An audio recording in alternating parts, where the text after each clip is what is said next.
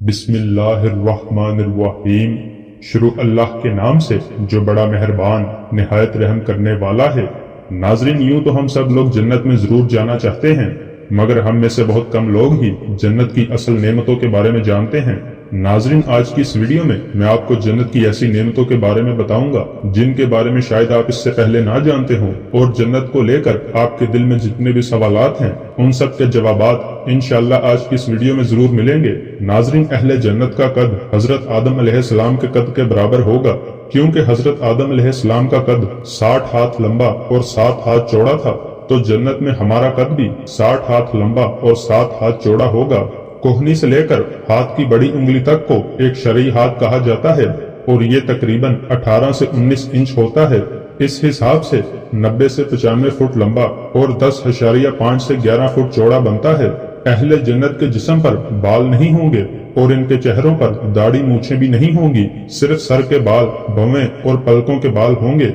جنتی کھائیں گے اور پیئیں گے، لیکن نہ تھوکیں گے، نہ پیشاب کریں گے، نہ پخانہ کریں گے، اور نہ ہی ناک سنکیں گے۔ بس ایک ڈکار آئے گا اور مشک کی طرح کا خوشبودار پسینہ آئے گا، ان دونوں سے کھانا ہضم ہو جائے گا۔ جنتی جنت میں جمع بھی کریں گے، لیکن مرد یا عورت کی منی نہیں نکلے گی، بلکہ مشک کی طرح کا خوشبودار پسینہ آئے گا، اس سے جنابت نکل جائے گی۔ جنت میں ایک مرد کو کھانے پینے، جماع اور شہوت میں 100 مردوں جتنی طاقت دی جائے گی۔ جنت میں ہماری عمر 30 سال ہوگی اور پھر مزید کبھی نہیں بڑھے گی، اور یہ 30 سال قمری ہوں گے، یعنی اگر سورج کے سالوں میں انہیں تبدیل کیا جائے تو 29 سال 1 ماہ اور 8 دن کی عمر بنتی ہے۔ ناظرین، ایک حدیث کے مطابق قیامت کے دن سب لوگ 30 سال کے اٹھائے جائیں گے، اور پھر اگر کوئی اہل جنت ہوگا تو اس کو حضرت آدم علیہ السلام کا قد مبارک دیا جائے گا، اور حضرت یوسف علیہ السلام کا حسن دیا جائے گا، اور حضرت ایوب علیہ السلام کا دل دیا جائے گا، اور عمر 30 سال ہی رہے گی۔ اور اہل جہنم کی عمر بھی 30 سال ہی ہوگی، لیکن ان کا جسم پہاڑ جتنا پھول جائے گا۔ جنت کا ایک دن دنیا کے 1000 سال کے برابر ہوگا، اور جب جنت میں رات ہوگی تو اندھیرا نہیں ہوگا، بلکہ پردے گرا دیے جائیں گے، جس سے جنتیوں کو پتہ چل جائے گا کہ اب رات ہو چکی ہے۔ جنت میں سورج بھی نہیں ہوگا، بلکہ عرش سے ایک نور نکلے گا، جس سے جنت میں روشنی ہوگی۔ جنت میں نیند بھی نہیں ہوگی اور نہ تھکاوٹ ہوگی۔ سب سے ادنا جنتی کو اللہ تعالیٰ 80,000 نوکر دے گا اور 72 بیویاں دی جائیں گی۔ سب سے ادنا جنتی اپنی نعمتوں، باغات، تختوں اور بیویوں کو 1000 برس کی مسافت تک دیکھے گا، اور اللہ کے نزدیک سب سے زیادہ اکرام والا وہ ہوگا جو صبح شام اللہ تعالیٰ کے چہرے کی طرف دیکھے گا۔ ناظرین، ایک اور حدیث کا مفہوم ہے کہ اگر جنت کی حور زمین کی طرف جھانکے تو جنت سے زمین تک ہر چیز روشن ہو جائے گی، یعنی 7 آسمان بھی روشن ہو جائیں گے اور زمین بھی۔ ایک حدیث میں آتا ہے کہ دنیا کی ایمان والی عورت اس جنت کی حور سے، جس کا میں نے ابھی ذکر کیا ہے، اس حور سے 70,000 گنا زیادہ خوبصورت ہوگی۔ ناظرین، جنت کی لڑکی کے سر کے بال سر سے چلتے ہیں اور پاؤں کی ایڑی تک آتے ہیں، یعنی جنت کی لڑکی کا قد 90 فٹ ہے تو اس کے بال بھی 90 فٹ کے ہوں گے۔ جنت کی حور جب اپنے شوہر کی طرف ایک قدم رکھتی ہے تو اس ایک قدم میں 1,00,000 نخرہ اپنے شوہر کو دکھاتی ہے۔ اہل جنت گورے سفید رنگ والے ہوں گے، گھنگریالے بالوں والے اور سرمئی آنکھوں والے ہوں گے۔ خلیفہ عبد الملک بن مروان بیت اللہ کا طواف کر رہا تھا کہ اس کی نظر ایک نوجوان پر پڑی جس کا چہرہ بہت پروکار تھا، مگر وہ لباس سے مسکین لگ رہا تھا۔ خلیفہ عبد الملک نے پوچھا، یہ نوجوان کون ہے؟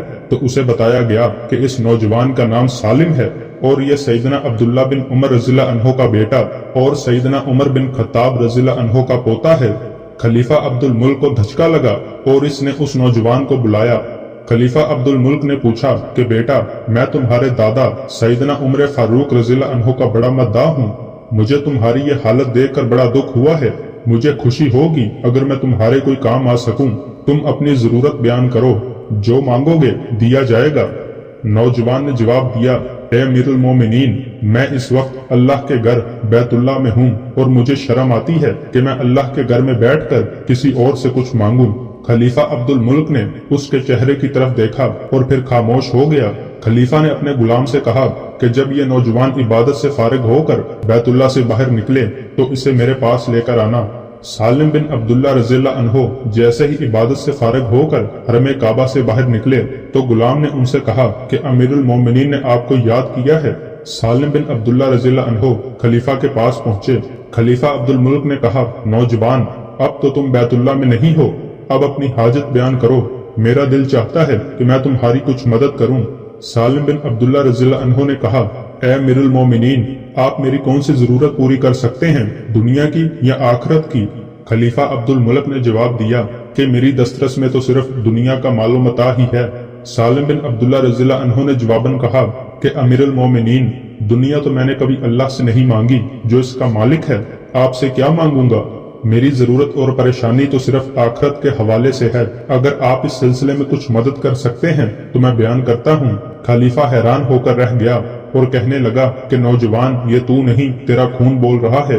خلیفہ عبد الملک کو حیران چھوڑ کر سالم بن عبداللہ رضی اللہ عنہ وہاں سے نکلے اور حرم سے ملحقہ گلی میں داخل ہو گئے اور پھر نظروں سے اوجھل ہو گئے۔ یوں ایک نوجوان نے حاکم وقت کو آخرت کی تیاری کا ایک اچھا سبق دے دیا۔ ناظرین، اس واقعے سے ہمیں بھی یہ سبق ملتا ہے کہ ہمیں دنیا کے ساتھ ساتھ آخرت کے لیے بھی محنت کرنی چاہیے۔ اللہ تعالی ہمیں دنیا اور آخرت دونوں میں کامیابی عطا فرمائے، آمین۔ ناظرین، ایسی مزید اسلامی ویڈیوز کے لیے ہمارے چینل کو سبسکرائب لازمی کریں۔ ملتے ہیں ایک نئی ویڈیو میں اگلی بار، تب تک کے لیے اللہ نگہبان۔